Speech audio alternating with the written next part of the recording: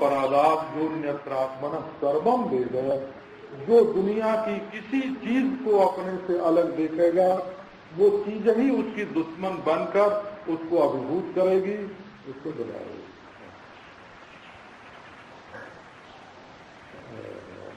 जिसको अपने से अलग समझोगे वो तुम्हारा शत्रु हो जाएगा। हिंदू मुसलमान की दुश्मनी ऐसे ही शुरू हुई है, अछूत और सवर्णों की दुश्मनी भी ऐसे ही शुरू हुई। ये हमने देखा, जब घर में बहू आती है ना, बहू तो ये परजाई आ गई। ये पंजाबी लोग तो परजाई बोलते हैं। हाँ हाँ हाँ, तराई जाई माने दूसरे की बेटी आ गई घर में, परजाई बोलते हैं। तो जब परजाई आई घर में तो उसको दिन रात सुनती है कि मैं परजाई हूँ, तो बोलती है कि ये सास जी भी पराई हैं, ये ननद जी भी पराई हैं, ये देवर जी भी पराई हैं। यही दुख का कारण, मूल दुख का कारण यही है।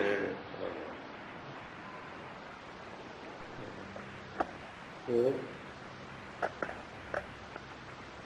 गृह नान्य सेना, किसी को पराया देखो मत, जन्म को भी पराया मत देखो, मृत्यु को भी पराया मत देखो, स्वर्ग नरक को भी पराया मत देखो, और देखो सुख ही सुख है। ये बात बौद्धों में भी इसी रूप से मानी है। ये मैं हूँ और ये पराया है। सत्यात्मनि पर संज्ञा स्वपर विभागे राग विद्वेषौ अनयोस्तम प्रतिबद्धा सर्वे दोषा प्रजायन्ते। ये अपना है, ये अपनी जात है, ये पराई जात है, ये अपना है, ये पराया है। बस इसी में से राग द्वेष और ऐसा प्रतिबंध उत्पन्न होता है कि जीवन में सारे दोष ही दोषाचोरी आ जाती है। पराये की चीज अपने घर, पराये की हिंसा करके हम सुखी हो जाएंगे। असल में एक दृष्टि ही होती है। इन्होंने एक दृष्टि की चर्चा की है। तो मनुष्य दुनिया में कभी कभी अकेला होता है। मनुष्य, आत्मा तो अकेला है ही, मनुष्य भी कभी कभी अकेला होता है। आदमी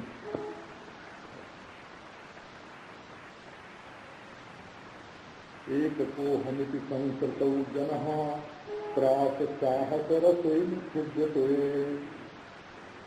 जब कभी जंगल में, रेगिस्तान में आदमी अकेला पड़ जाता है, सोचता है कि हाय हाय मैं अकेला हूँ, कहीं मैं मर न जाऊं, डर जाता है। लेकिन ये देखो ध्यान की महिमा कि जब वो देखता है कि मैं अकेला हूँ, मेरे सिवाय तो और कोई है ही नहीं, एक को हम इसी को परोसते हैं, इस समझ में गतवीर व्यवस्था। जब दूसरा कोई है ही नहीं तो डर किस करा? जब दूसरा कोई है ही नहीं तो सारा डर छूट गया। तो एक ज्ञान का अभ्यासी है, वो अपने को अद्वितीय एक समझ करके कि मेरे सिवाय और कोई नहीं है, सुखी हो जाता है। और ये संसारी लोग जो विचार दुर्बल हैं, विचार मूढ़ हैं, वो अपने को अकेले पा करके बहुत दुखी होते हैं। अब और एक प्रक्रिया, घटादौ यच्च विज्ञानम इच्छाद्यम वाममांतरे नैव सर्वगतम जातम भावयन्निति सर्वगः। घटादौ यच्च विज्ञानम, बोले भाई घड़े को देखकर घड़ा का विज्ञान हमारे हृदय में पैदा हुआ है, घटाकार वृत्ति का उदय हुआ है। कब मेरे मन में घड़े को फोड़ दो कि घड़े में पानी भर के ले आओ, ये सब इच्छा है। ऐसा मालूम पड़ता है सबको। घड़ा बाहर है, उसका विज्ञान भीतर है। वस्तु बाहर है, उसकी इच्छा भीतर है। बड़े भारी विज्ञानवादी बौद्ध बन गए तो बोले कि जहाँ विज्ञान है, विज्ञान ही घड़ा है, इच्छा ही विषय है। बोले कि देखो ममांतरे नहीं, मेरे भीतर न ये विज्ञान है, न मेरे भीतर इच्छा है। अच्छा, वो सिनेमा जो देखते हैं ना पर्दे पर, ईश्वर कृपा से एक लड़की एक लड़के को बहुत चाहती है, एक लड़का एक लड़की को बहुत चाहता है, लेकिन जो आप देख रहे हैं सिनेमा, वहां क्या लड़की है लड़का है? आप जो देख रहे हैं उसमें क्या है? तो उसमें क्या अंतःकरण है? उसमें क्या इच्छा है? आप एक दृश्य देखते हैं, नाटक देखते हैं, उसमें इच्छा है, चाह है, प्रेम है। उस एक ने दूसरे को देखा, पहचाना और उसके लिए लालसा का उदय हो गया, तो क्या वो देख रही है, क्या वो पहचान रही है, क्या उसके लिए लालसा का उदय हो रहा है? कि वहां तो कुछ है नहीं, न बाहर न भीतर, कोई दूसरी चीज है ही नहीं। तो नहीं हो, तभी क्या है कि सर्वगतम जातम, ये तो संपूर्ण विश्व मेरे ही अंदर प्रकट होकर दिखाई पड़ रहा है, ये तो मेरी ही झलक है, सारी खलक मेरी झलक है। जहां ये दृष्टि हुई कि आप सर्वव्यापी हो जाएंगे और सारे दुख मिट जाएंगे। ग्राह्य ग्राहक संव्यक्ति सामान्या सर्वदेहिनाम योगिनाम तु विशेषोस्ति संबंधे सावधानता। बस दुनिया सबको दिखती है और दुनिया को सब देखते हैं। ग्राह्य माने विषय और ग्राहक माने ग्रहिता। सब देखा जाता है और सब देखने वाले हैं। तो ठीक है, तो ये तो सामान्य है। चींटी चलती होती है और जरा सा एक तिनका उसके सामने डाल दें तो मालूम पड़ता है उसको, झट लौट जाती है। एक शक्कर का टुकड़ा डाल दो, कहीं न कहीं से चींटी निकल के उसके पास आ जाएगी, मक्खी आ जाएगी, तो उसको मालूम पड़ गया ना कि यहाँ हमारे खाने की चीज रखी हुई है। तो मालूम सबको पड़ता है और मालूम सब पड़ता है। ठीक है, तो तब सब में, एक चींटी में और एक खटमल में, एक मच्छर में और एक इंद्र देवता में, ब्रह्मा में और जोगी में अंतर क्या है? तो अंतर ये है, फर्क। शेख जयदयाल जी डिफरेंस बोलते थे, डिफरेंस, फर्क। कारक की क्या है? दोनों में फर्क क्या है? पर होता है ना, फर्क, फर्क, पारक। दोनों में फर्क क्या है? पारक क्या है? तो ये है कि दूसरे लोग तो उसके साथ रिश्ता ही जोड़ लेते हैं पूरा, ये मेरा और मैं इसका। और जो सत्पुरुष होते हैं वो संबंध बना के किसी भी वस्तु के साथ बंधते नहीं। संबंधे सावधानता, कहीं संबंध न जुड़ जाए इसके साथ, इसमें सावधान रहना, ये जोगी की विशेषता है। कहते हैं एक किसी टापू में जहाज टूट गया हो, तो लोग जहाज के पल्ले वल्ले पकड़ के जाके किनारे लगे। तो महाराज जो इंग्लैंड के लोग थे वो तो उन्होंने देखा कि धूप बहुत अच्छी उगी है, तो बालू पर लेट गए, एक दूसरे से कोई बातचीत नहीं। बात करना भी चाहे तो कोई परिचय कराने वाला नहीं था कि ये मेम साहब के पति हैं, तो अपन लेट गए, बिल्कुल असंग धूप सेंकने लगे। महाराज अमेरिकन लोग जंगल में घुसे और वहां से जो खाने पीने की चीज थी वो तोड़ के इकट्ठा करके ले आए हवाई व्यापार को। जो इटली के लोग थे उन्होंने बीच में ही उनसे बातचीत करके बोले कि तुम हमको दे दो, हम ले जाकर बेचेंगे। ज्यादा फायदा उठाने के लिए बिचौलिए बन गए, बिचौलिए बन गए। और कुछ लोग फ्रांस के थे तो उन्होंने आपस में एक दूसरे को देख करके ब्याह कर लिया और स्त्री पुरुष जो हैं वो अलग अलग जाके प्रेम की बात करने लगे। तो असल में ये धूप सेकना ही अच्छा है बोला। धूप सेकना ही अच्छा है।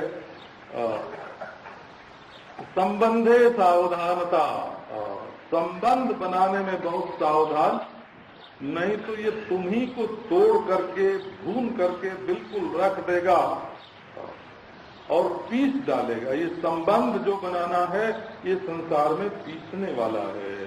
तो यही विशेषता है।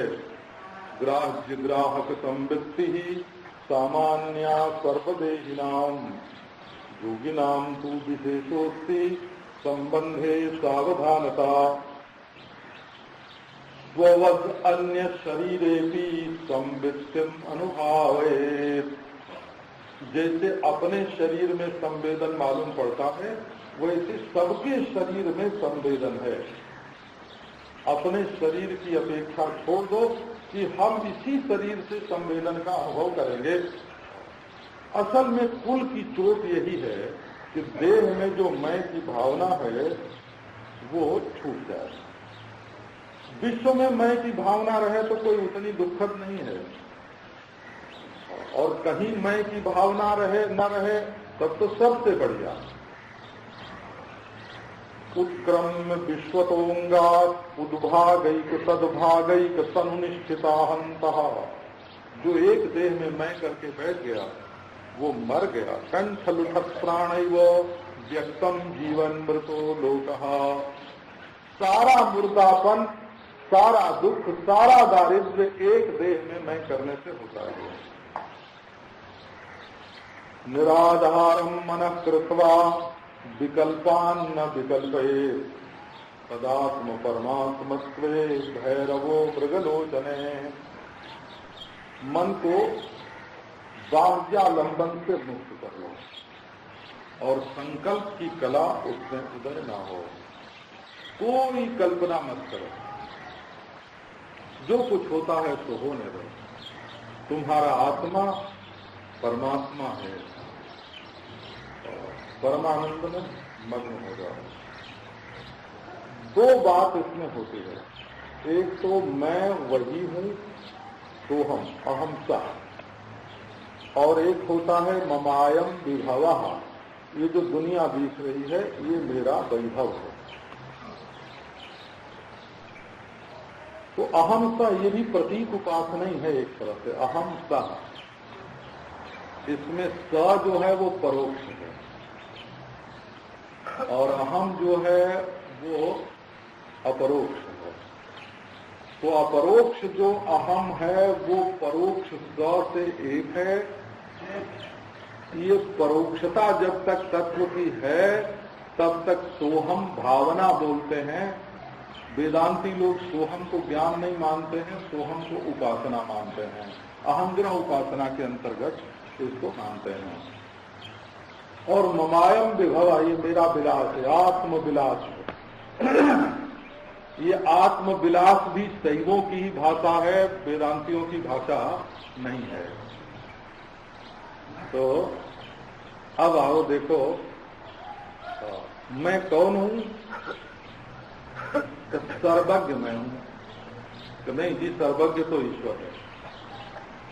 तो बोले सर्वज्ञ को सर्वज्ञ जानने वाला कौन है? तुम ही तो हो ना।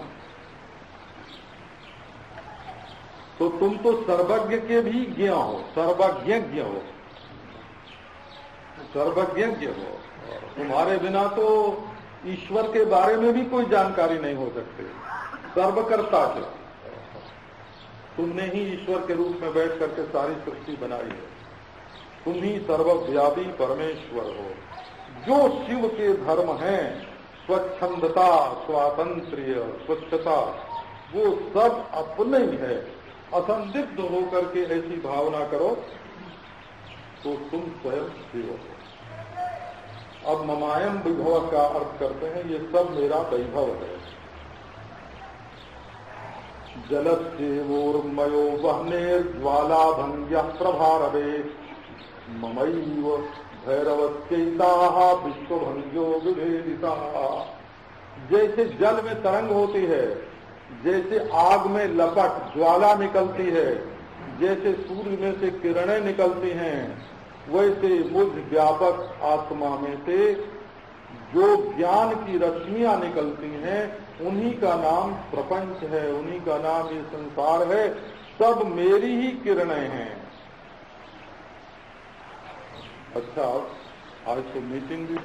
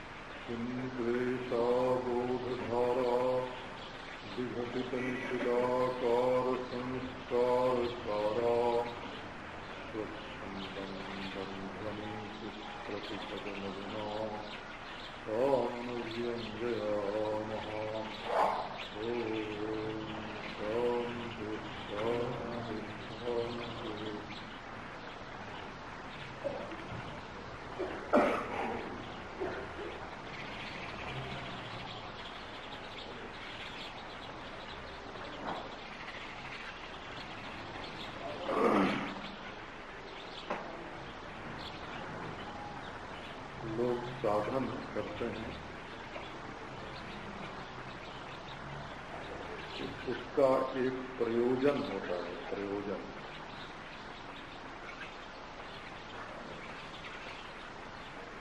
ये निष्कामता वाली बात को कई लोग समझते हैं, कई लोग नहीं समझते हैं।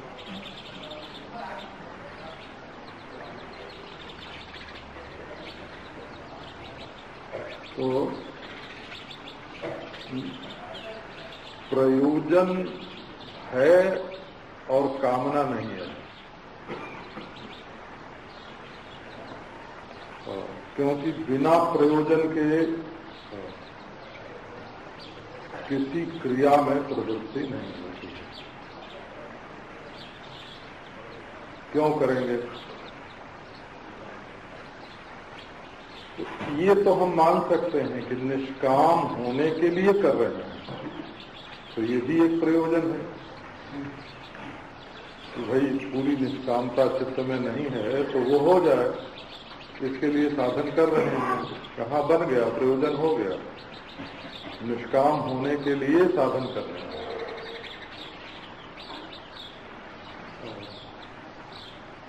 कर्तव्य का परित्याग कर देने से हमको कोई दोष न लगे और प्रत्यवाय की प्राप्ति न हो, इसलिए अपने कर्तव्य पालन के लिए कर रहे हैं, तो ये भी प्रयोजन होता है। अच्छा, जो सर्वात्मा परमात्मा है, परमेश्वर है, वो जो अपने मुंह पर लिहाफ डाल के रूठ के बैठा हुआ है, उसका पर्दा हट जाए, उसका साक्षात्कार हो, दर्शन हो, इसके लिए साधन होता है। प्रयोजन मनुद्देश्य न मंदोषि प्रवर्तते। मूर्ख से मूर्ख, आलसी से आलसी आदमी भी जब कोई काम करता है तब उसका कोई प्रयोजन होता है। इसलिए निष्कामता में कभी कभी तो बेईमानी होती है, वो कैसे होती है?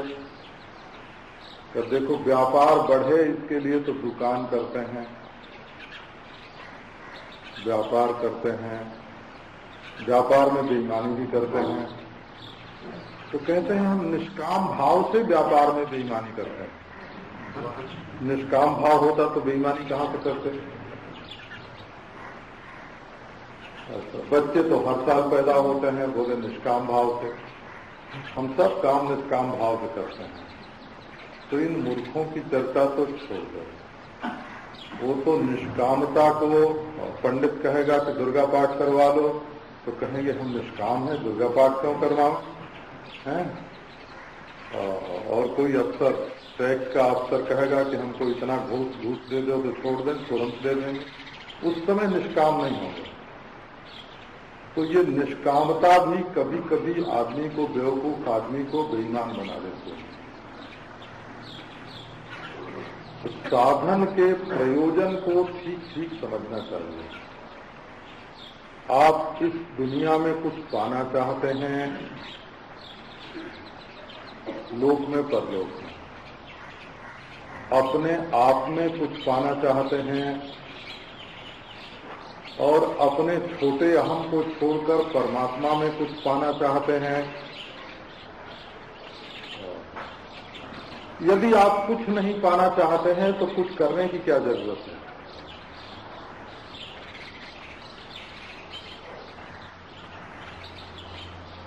तो आपको कहो तो सिद्धि का गुर बता दें। यदि आप लोक में कुछ पाना चाहते हैं तो भिखारी होकर लोक परलोक से कुछ मांगे मत। या तो ऐसे कहिए कि सब कुछ हमारे भगवान का है और भगवान ने हमको सब कुछ दे रखा है। अपने में पूर्णता का अनुभव कीजिए, भगवान ने हमको सब कुछ दे रखा है।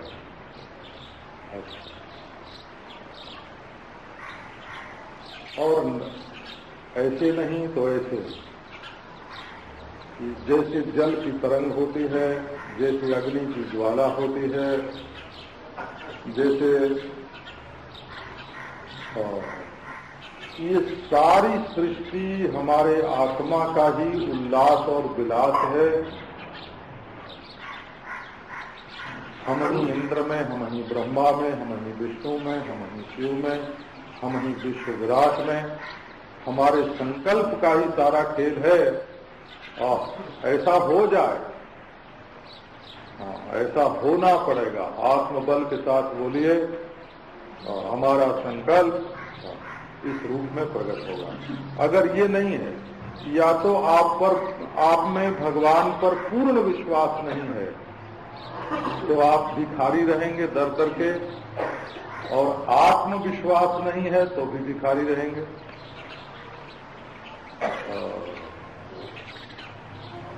और यदि संसार का कुछ नहीं चाहिए आपको, तो अपने आप में बैठ जाइए, मैं शांत हूँ, शिव हूँ।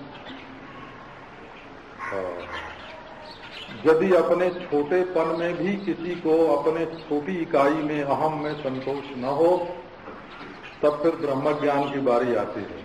ब्रह्म ज्ञान छोटे अधिकारी के लिए नहीं है, ब्रह्म ज्ञान बहुत उच्च कोटि के अधिकारी के लिए है। तो फिर अपने अहम को फाड़ के परमात्मा के साथ एक होना पड़ता है। अहम का पोस्टमार्टम करना पड़ता है। हो उसमें कितनी जड़ता लगी हुई है, ऑपरेशन करके उसको फेंक देना पड़ता है। और जब वो जड़ता फेंक दी जाती है काट के, तब मालूम पड़ता है कि अरे ये तो अपना पहले से ही परमात्मा परमार्थ अपने को प्राप्त। तो जो आपको प्राप्त है, जो आपका अपना है, जो आपके काबू में है, जो आपके मालिक का है, उस चीज को पा लेने में कोई अयोग्यता आपके अंदर नहीं है। मालिक का है तो भी आप पा लीजिए, आपका है तो भी आप पा लीजिए, और मिला मिलाया है तो भी आप पा लीजिए। सिद्धि का यही रहस्य है। बलहीन को सिद्धि प्राप्त नहीं होती। चाहे भगवत बल हो, चाहे आत्मबल हो, और चाहे नित्य प्राप्त का बल हो, कोई भी सिद्धि निर्बल को नहीं मिलती है, बलवान को मिलती है। तो ये भावना जो बताई, जलस्य ओर्वयो बहनेर ज्वाला यहा प्रभारवे, जैसे सूर्य में से किरणें निकलती हैं, अग्नि में से ज्वाला निकलती है, जैसे जल में तरंग आती है, वैसे ये संपूर्ण विश्व, लोक परलोक, एक कीड़ा से लेकर ब्रह्मा तक और एक तृण से लेकर, एक कण से लेकर प्रकृति पर्यंत जो कुछ है वो सब हमारी आत्मा का विलास है। हम उसको मिटा सकते हैं, और बंद कर दें तरंग उठना, ऐसा हो सकता है, समाधि लग जाए। हम उसको बदल सकते हैं, हम उसको छोड़ सकते हैं अपने सामर्थ्य, भगवान के बल पर या आत्मा के स्वरूप के बल पर। आपके अंदर इतना सामर्थ्य होना चाहिए कि आप संपूर्ण विश्व को,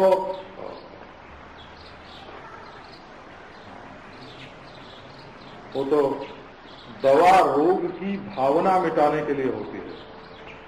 जो ये जिद कर बैठता है कि नहीं ये रोग तो हमारे जन्मजात है, दवा उसका रोग मिटा नहीं सकती, वो तो तुम्हारे साथ रहेगा। काम क्रोध लोभ अगर तुम्हारे जन्मजात हैं तो किसी साधन से नहीं मिटेंगे, तुम्हारे साथ रहेंगे, और अब तुम्हारे स्वरूप में है ही नहीं, और देखो तो अपने आप मिट जाएंगे।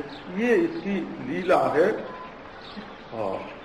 ये आप बहुत दिन तक अगर हिमालय में भटकें और कोई महात्मा आपको कभी मिल जाए, तो वो बतावे कि न बतावे, मैं तो 12 बरस उतले पासो, आत्मशक्ति के बिना कोई सफलता सृष्टि में नहीं मिलती। तो इसको जागरण करने के लिए, जागृत करने के लिए साधना होती है। वो तो ये नहीं, आप निराश नहीं हो, आस्था की भी साधना होती है। कहे पीपल के देवता, अब तुम हमारे ऊपर कृपा करो, हमारा काम हो जाए, तो आपका पूरा विश्वास होगा तो पीपल का देवता कर देगा, पत्थर का देवता कर देगा। हम लोगों ने ये बहुत खेल देखे हैं, तमाशे देखे हैं। आपकी आस्था सब कुछ करेगी, आपका विश्वास सब कुछ करेगा, आपकी जानकारी सब कुछ करेगी, परंतु आप उसको करने के लिए तत्पर हो जाए। तो अब एक देहाती प्रोग्राम आपको सुनाते हैं। पहले रेडियो पर देहाती प्रोग्राम आया करता था, चौपाल देहाती प्रोग्राम, अब तो नहीं आता है, शायद कि आता है, हमको मालूम है। हमारे साथ एक दंडी स्वामी रहते थे, तो आता है। गाने का बहुत शौक था उनको, पर उनको गाना आता नहीं था। तो जब गाने वालों के बीच में वो आ जाते ना कि हम भी गाएंगे, तो हमारे साथ वाले कहते कि अब देहाती प्रोग्राम शुरू हो रहा है। हमारे वृंदावन में एक कथावाचक है, तो उनकी बोली, बोलने का टोन है ना, उनकी जानकारी जरा देहाती ढंग से है। हाँ, तो जब वो कथा शुरू करते हैं तो लोग कहते हैं कि अब देहाती प्रोग्राम शुरू हो रहा है। तो अब हम ध्यान में भी आपको देहाती प्रोग्राम सुनाते हैं। भ्रांत्वा शरीरेण त्वरितम भुविपातनात् क्षोभ शक्ति विरामेण परा संजायते दशा। ये हमने सब गांव में देखा है। भगत लोग होते थे, भगत हो, सयाने भगत। कड़ाही में दूध चढ़ता था और वो खड़ाऊ पहन के और महाराज इधर दौड़ रहे हैं और उधर दौड़ रहे हैं और उधर दौड़ रहे हैं। दौड़ते दौड़ते कभी कभी गिर पड़ते थे और फिर उठते थे और गिरते थे और फिर उठते थे।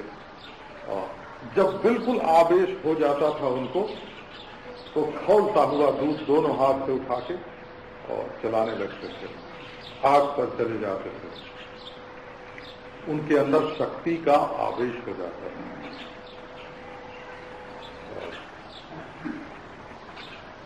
हमने सयाने लोगों को नवरात्र में बहुत निकट से देखा है, जाके घंटे घंटे 2-2 घंटे हम चुपचाप बैठ के देखा करते थे। तो उनके 20-20 देवता एक आदमी को आते हैं। का भैरव देवता आ गया, का हनुमान आ गया, अब देवी आ गई, अब ब्रह्म राक्षस आ गया। तो वो उनकी प्रक्रिया ऐसी होती है कि पहले तो हाथ ऐसे जोड़ के बैठते हैं, जब सिखाया जाता है ना तो पहले ऐसे हाथ जोड़ के बैठते हैं, फिर धीरे धीरे ऐसे ऐसे हाथ कांपने लगता है, तो हाथ छूटता नहीं है जल्दी। फिर जब छूटता है तब ऐसे ऐसे करने लगते हैं, फिर पूरा हाथ, फिर पूरा शरीर हिलाने लगते हैं और हिलाते हिलाते ऐसा पटकते हैं अपने शरीर को धरती में कि केहूनी फूट जाए, टुड्डी टूट जाए, है ना, सिर फूट जाए, बिल्कुल अपने आप को धरती पर पटक देते हैं। तो उस समय जो उनको आवेश आता है, क्षोभ जो होता है, उस क्षोभ की शांति होने पर उनका ध्यान लग जाता है। ये देहाती प्रोग्राम है वो, है ना। अच्छा, ये कीर्तन करने वाले लोग जो हैं, महाराज करते करते हरे राम करते करते और धरती पर गिर पड़ते हैं। तो जो चालाक होते हैं वो तो चश्मा बचा के गिरते हैं। इसी से पता चल जाता है कि गिरते तो हैं पटापट, लेकिन कहीं चोट नहीं लगती है उनको। ऐसे चतुर होते हैं। तो ऐसे लोगों में आवेश नहीं होता है। आवेश उनको होता है जो अपने शरीर को बिल्कुल भूल जाते हैं और गिर पड़ता है। तो ये भी देहाती प्रोग्राम में ही है ना। तो ये जो एक बार क्षोभ हो करके चित्त में और वो पराकाष्ठा पर पहुंच के मन में शांति आती है, उस शांति में ध्यान का प्रकाश हो जाता है कि अपना स्वरूप शिव है, शांत है, शिव है। आधारे स्वथवा शक्त्या ज्ञानात् चित्तलयेन वा जात शक्ति समावेश क्षोभान्ते भैरवं वपुः। किसी भी विषय का चिंतन करते करते उसका पार पा जाए अथवा पार न पावें, अपनी शक्ति क्षीण हो जाए, देख न सकें, अथवा उसको ठीक ठीक समझ न सकें, तो न समझने पर भी समझ काम करना छोड़ देती है। जब सारी शक्ति क्षीण हो जाती है, हाथ हिलाते हिलाते, पांव हिलाते हिलाते सारी शक्ति क्षीण हो जाती है और विषय चिंतन करते करते, तो एक शक्ति का आवेश होता है और उस शक्ति के शांत हो जाने पर परिपूर्ण ध्यानावस्था प्रकट हो जाती है। अच्छा, संप्रदायमिमं भद्रे संप्रदायमिमं देवी शृणु सम्यग् वदाम्यहम् कैवल्यं जायते सद्यो नेत्रयोः स्तब्धमात्रयोः। देवी, शंकर जी कहते हैं गौरी,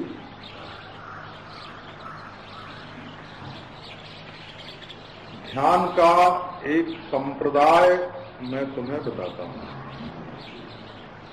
संप्रदाय का मतलब है कि गुरु अपने शिष्य के को जो साधन का एक क्रम बताता है, पहले ये फिर ये फिर ये फिर ये। अच्छा, ये तर्क वितर्क से किसी को मालूम नहीं पड़ सकता हो। हाँ, देखो हम चुनौती देते हैं। इसी का नाम साधन का संप्रदाय है। जैसे आप पहले पूजा में धूप दीप दें कि पहले नैवेद्य करें? करे भाई खूब खिला पिला लो और जब पलंग पर सोवे तो वहां थोड़ा सुगंध में धूप बत्ती जला दो और दीपक जला दो। तो बोले नहीं, पहले सुगंध दे लो और पहले दीपक के रूप में अपनी आत्मा को अर्पित कर लो, फिर भोजन कराओ। तो ये तुम्हें गुरु संप्रदाय बतावेगा कि पहले क्या और पीछे क्या है। यदि ये आप नहीं प्राप्त करोगे तो कोई संप्रदाय नहीं होगा, मनमाने ढंग से आप तर्क वितर्क करते रहोगे और 1000 तर्क वितर्क करो, उससे आप परमात्मा की ओर नहीं बढ़ सकते। क्यों? एक तो तर्क परमात्मा को छूता नहीं है, भटक जाता है। दूसरे तर्क देखी हुई, सुनी हुई, भोगी हुई, की हुई चीजों की ओर ढुलक जाता है। तो वो अनदेखी अनजानी चीज परमात्मा की ओर तर्क वितर्क की गति नहीं होती। इसलिए जैसे आपको गणित करने के लिए कोई स्वयं सिद्धि स्वीकार करनी पड़ती है, एक कल्पित संख्या के द्वारा आप अकल्पित संख्या को जानते हैं। ज्यामिति का ज्ञान प्राप्त करने के लिए एक पहले कल्पित रेखा आपको बनानी पड़ती है। ठीक इसी प्रकार संप्रदाय के द्वारा एक विधि पूर्वक खींची हुई लकीर की आवश्यकता पड़ती है। जब तक आप अपने मन की झूठी कल्पनाओं के द्वारा या बुद्धि के झूठे तर्क वितर्कों के द्वारा कोई मार्ग निकालना चाहते हैं, तब तक नहीं निकाल सकते। इसके लिए साधना में क्रम चाहिए कि पहले क्या करें, पीछे क्या करें। और पहले स्वाध्याय करें कि पहले ध्यान करें? अच्छा, आप पहले जप करते हैं कि पहले पाठ करते हैं? तो ये आप तर्क से निश्चय नहीं कर सकते कि पहले पाठ करना चाहिए कि पहले जप करना चाहिए। ये तो गुरु जैसे बतावेगा वो ऐसे ही करना पड़ेगा हो, तब उन्नति होगी। इसी को बोलते हैं गुरु से प्राप्त। साधना नहीं, साधना तो आप पोथी में पढ़ लो, किताबों में साधनाएं बहुत लिखी हैं, यद्यपि वो अधूरी हैं और उनमें कुछ न कुछ छिपा के रखा हुआ होता है। तो साधना में एक क्रम बनाना पड़ता है। आप वेदांत के मार्ग में चलते हैं तो पहले अन्नमय कोश, पीछे प्राणमय, फिर मनोमय, फिर विज्ञानमय, फिर आनंदमय, फिर अपने स्वरूप में स्थिति, फिर महावाक्य की जरूरत। और पहले महावाक्य ही सीख लें और अन्नमय प्राणमय कोश से अपने को विविक्त न करें तो क्या होगा? देह ब्रह्म का ज्ञान होगा आपको कि ये देह ही ब्रह्म है, हो मेरे बराबर और कौन है। कब फिर दूसरों को नीचा दिखावेंगे, चोरी करने लगेंगे, बदमाशी करने लगेंगे और पहले क्रम से देह को जब अपवादित कर लेंगे तब ब्रह्म ज्ञान होगा। तो वो बिल्कुल पक्का होगा और दृढ़ होगा। और पहले सृष्टि न्यास, फिर स्थिति न्यास, फिर प्रलय न्यास करना। ये नहीं कि पहले प्रलय न्यास कर लें फिर सृष्टि स्थिति करना। पहले पाप पुरुष को भस्म करके तब पुण्य पुरुष की सृष्टि करनी पड़ती है। ये नहीं कि पहले आओ पुण्य पुरुष बना लें और फिर पाप पुरुष बनावेंगे। तो इसी का नाम होता है संप्रदाय। तो आप नेत्रों को स्तब्ध कीजिए। स्तब्ध माने जैसे खंभा स्थिर रहता है ना, स्तंभ। नेत्रों को स्तब्ध कर लीजिए। अब देखो, आप बिना सीखे करोगे तो हम सावधान कर देते हैं। यदि कहीं आपने पुतली पर जोर लगाया अपने, हैं, तो आंख में दर्द हो जाएगा, सिर में दर्द हो जाएगा। उड़िया बाबा जी महाराज इस साधन को बताते थे लोगों को। आंख खुली रखो तो पूर्णिमा दृष्टि, बंद कर लो तो अमा दृष्टि, अध खुली रखो तो प्रतिपद दृष्टि। तीनों में से जो अनुकूल पड़े। नींद आती हो तो आंख बंद नहीं करना चाहिए, और सामने की चीजों को देखकर विक्षेप होता हो तो आंख खुली नहीं रखनी चाहिए, और दोनों होता हो तो आंख अध खुली कर देना चाहिए। अध खुली करने से नींद भी नहीं आवेगी और बाहर का विक्षेप भी नहीं आवेगा। ये सीखना पड़ता है। और आंख की पुतली पर जरा भी जोर नहीं लगना चाहिए, जहां है वहीं ज्यों की त्यों धरजीनी चदरिया, न ऊपर उठाओ न नीचे ले जाओ, न दाएं नहीं न बाएं, जहां है वहां रहे।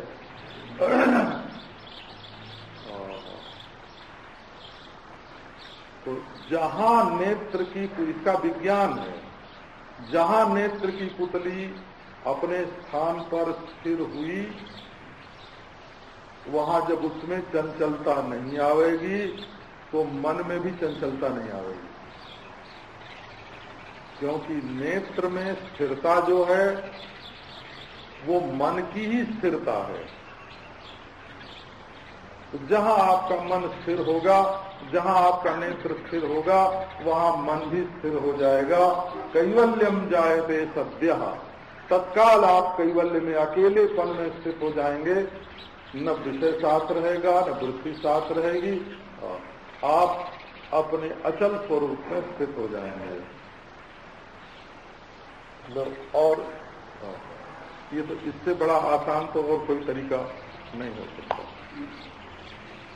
अच्छा, संकोचम कर्णयो कृत्वा यथोद्वारे तथैव च अनच्कमहलं ध्यायन् विषेद ब्रह्म सनातनम।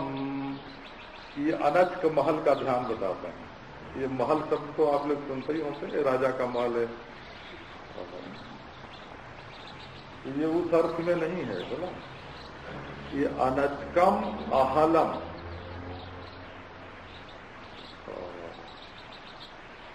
जिसमें अच नहीं है और हल नहीं है, माने जहां शब्द की गति नहीं है। अयुण से लेकर औच तक, और फिर हयवरट से लेकर हल तक, अहल और अनच, माने शब्द रहित, वर्ण रहित, वाक्य रहित, शब्द रहित, मंत्र रहित, वर्ण रहित। इसका ध्यान कैसे होगा?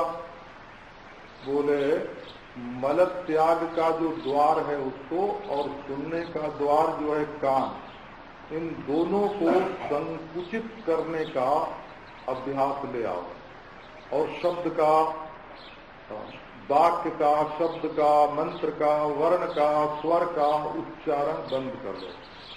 मौन, मौन और गुदा और कान दोनों का संकोच, तो क्या होगा? तो बोले बिल्कुल हृदय सावच्छिन्न जो ब्रह्म चैतन्य है उसमें तुम्हारी स्थिति हो जाएगी। ज्ञान तो वेदांत प्रमाण से ही होगा, वेदांत के बिना नहीं होगा। बोला जिसको हम लोग तत्व ज्ञान कहते हैं वो वेदांत के बिना नहीं होगा। केवल शांत वृत्ति में तत्व ज्ञान नहीं होता है,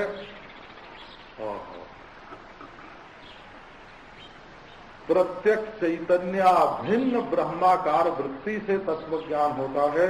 ये वेदांत की मर्यादा है। और यदि बीच में कोई अपने को सिद्ध, संबुद्ध, तीर्थंकर, भगवान मान के बैठ जाए तो वो उरे रह जाता है, वो परे नहीं पहुंचता है। ये हमारे ब्रज की तरफ अलीगढ़ में उरे परे बहुत चलता है। उरे माने इधर ही रह जाएगा, अबर में रह जाएगा, बर में नहीं जाएगा। उरे माने अबर, छोटा, इसी किनारे रह जाएगा, उस किनारे नहीं पहुंचेगा, उरे रह जाएगा। इसी से हमारे दक्षिणी संतों ने वेदांत का रूप ही दो कर दिया, उभय वेदांत निष्णात। उभय वेदांत माने एक तमिल वेदांत और एक संस्कृत वेदांत और उपनिषद वेदांत, दोनों में निष्णात हो। देह, इंद्रिय, मन आदि को अंतर्यामी के प्रति समर्पित कर देना, ये तमिल वेदांत है। और अपने आप को परमात्मा से एक कर लेना, ये उत्तर वेदांत है। एक दक्षिण वेदांत, एक उत्तर वेदांत। ये जरा उत्तर वेदांत जो है वो वामपंथी है, क्रांतिकारी है। वो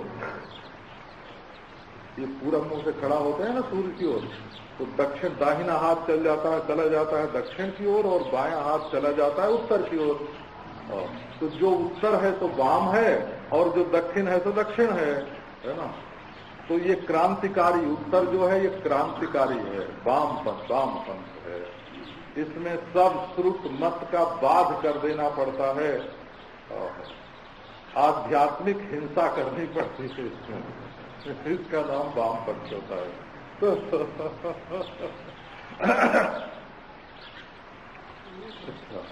तो इस तरह से ब्रह्म में स्थिति तो हो जाएगी, परंतु ब्रह्मत्व का जो आवरण है वो भंग नहीं होगा।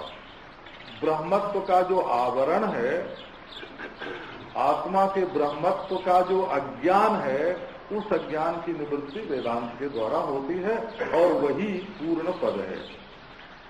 उपाधिके महागर्ते चित्तो परिनिरीक्षणात् अभिकल्पमते सम्यक सद्यश्चित्तलय स्फुटम। ये भी एक, ये देहाती नहीं, ये जंगली प्रोग्राम है, बोला पहाड़ी प्रोग्राम है। तो ये क्या है? तो ये है कि कहीं खड्ड हो ना, बहुत बड़ा खड्ड हो, कुआं हो बहुत गहरा, खड्ड हो, कहीं पहाड़ की चोटी हो, कहीं पेड़ की डाल पर बैठ गए, और फिर नीचे कितना बड़ा गड्ढा